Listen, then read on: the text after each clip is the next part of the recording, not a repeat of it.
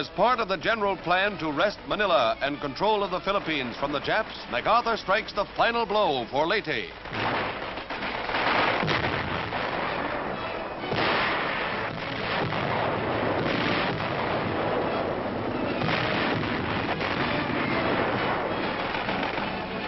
Veterans of Guadalcanal and earlier landings on Leyte land at Ormoc Bay, taking the Japs by surprise and splitting the enemy forces.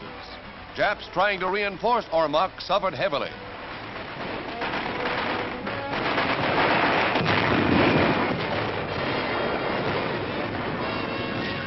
Tanks protect our medics and wounded from Jap snipers.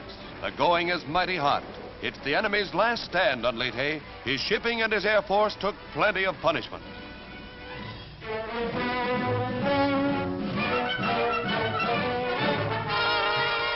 Signal Corps pictures show enemy planes that never left the ground. This action washed up Ormoc for the Japs. The next move in the march on Manila was the jump to Mindoro. Our convoy steamed 550 miles from Leyte Gulf in 2 days and 3 nights, constantly harried by Jap aircraft. Universal's Earl Crotchet and Irving Smith and the Signal Corps took these dramatic pictures.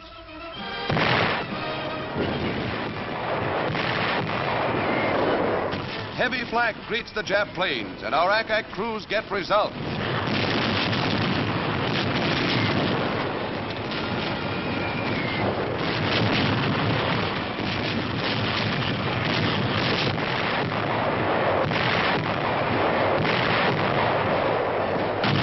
The barrage shatters any shore installations set up by the enemy, and his stores and buildings go up in flames. The three-pronged attack on San Jose and its airfield gets off to a flying start as troops pour ashore in swarms of landing craft.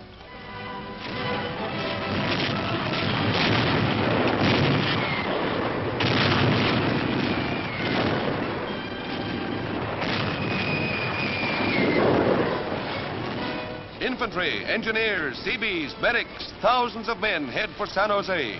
From its airstrip, our bombers can take off for Luzon and the Asiatic mainland.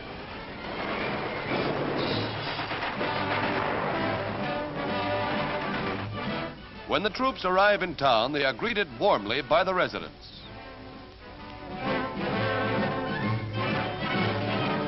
Men and equipment continue to arrive, everything timed to the minute.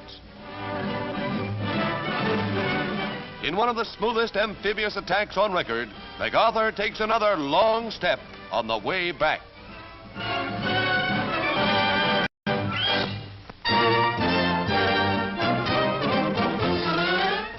1,300 battle-weary heroes return home for 30-day furloughs.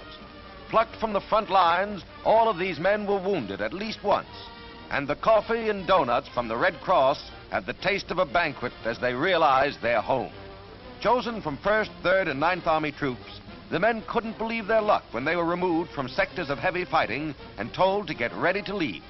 They go first to an Army camp near New York for physical checkups before leaving for their homes.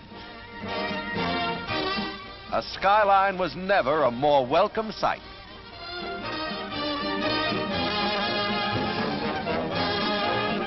Most of these men will prepare to go to battle once more when their leave ends, while some will be discharged. But in the meantime, home, family, and mom's cooking are on the books, along, of course, with souvenirs from the front.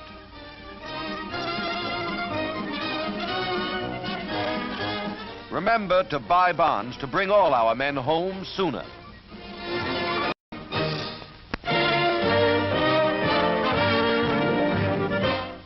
Everyone whose income last year was $500 or more must file a return on or before March the 15th. But the return is much simpler. Those who earn less than $5,000 can use this receipt, which they get from their employer, as their income tax form. Don't send any money. The collector will send you a bill if you owe more, or mail you a refund if you overpaid. Wage earners not eligible to use the withholding receipt and other taxpayers will use this Form 1040 as in the past. But this form also has been simplified. Whether you use the withholding receipt or Form 1040, please mail your return early. Do not wait for the deadline, March the 15th. Remember, your taxes pay for victory.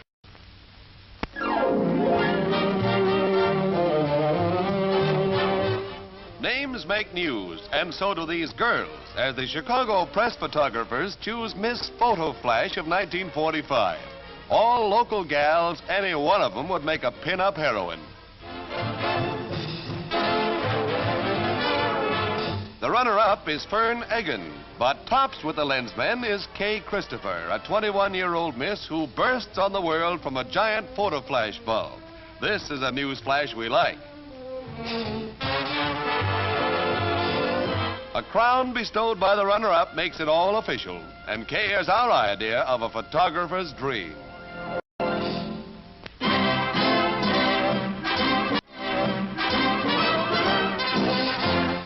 A younger twin brother of the greatest plane in the air, the Superfort, is unveiled for the first time. Termed by the Army the C-97, it's a transport version of the famed bomber and is capable of carrying fully loaded trucks. Operated now by the Air Force, these huge planes will be adapted in peacetime to carry tons of freight or more than 100 passengers. But today, supplies for the front are the main cargo. The self-contained ramp is drawn into the plane automatically while the crew goes aboard. One of these air leviathans has just set a new coast-to-coast non-stop flight record. In less than 6 hours and 4 minutes, it flew from Seattle to Washington, D.C.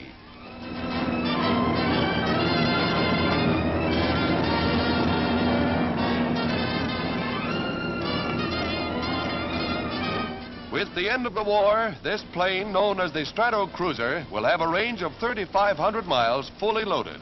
It will be one of the greatest of peacetime airliners.